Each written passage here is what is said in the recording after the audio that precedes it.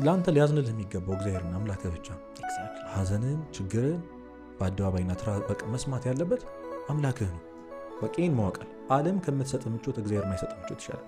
እግዚአብሔር ቤት ውስጥ ያለ መበደል፣ እግዚአብሔር ቤት ውስጥ ያለ ማልቀስ፣ እግዚአብሔር ያለበት ማዘን ይሻላል እግዚአብሔር ከሌለበት ደስታ። ይህን ሁሌም ቢሆን መቼም ቢሆን ምርጫ ሊሆን የሚችለው መሆን ያለበት እግዚአብሔር።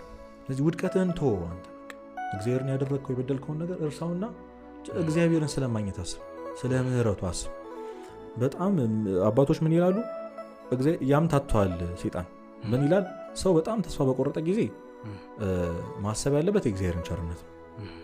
በጣም ጥሩ መንፈሳዊ ህይወት ላይ ምናምን ያለ ጊዜ ደግሞ የእግዚአብሔርን ፈራጅነት ማሰብ አለበት ይላል። ሴጣን ደግሞ ያቀያይርባል። ኃጢአተኛ ስትሆን ፈራጅነቱን ያሳያል። አታፍርም ይላል ውዳሴ ማርያም አንስተል ደግም ስትል ቤተክርስቲያን አታፍርም ምንም እንዳላረገ ሰው እግዚአብሔር እኮ ቁጡ ነው ሞኝ መሰለ እንዴ? አንዳንድ ሰው በቃ አንዳንዴ በቃ ዝም ብሎ መመላለስ መውደቅ መነሳት እግዚአብሔርን ማጃጃል እንደሆነ ይሰማኛል። ያውቃል እኮ ነገ እንደምወድቅ ያውቃል።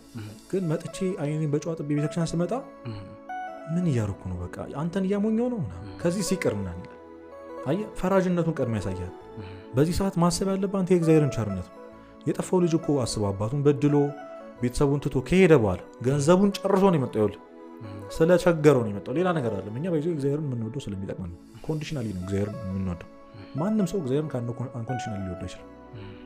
ስለዚህ የሚሰጥህ ነገር አለ። ስለዚህ ያ የጠፋው ልጅ የሚበላው አጣ፣ ገንዘቡን ጨርሰ፣ የእሪያ ምናምን የአሳማ ጠባቂ ሆነ። የእነሱን ምግብ መመኘት ሲጀምር የአባቱ ቤት ትዛሉ።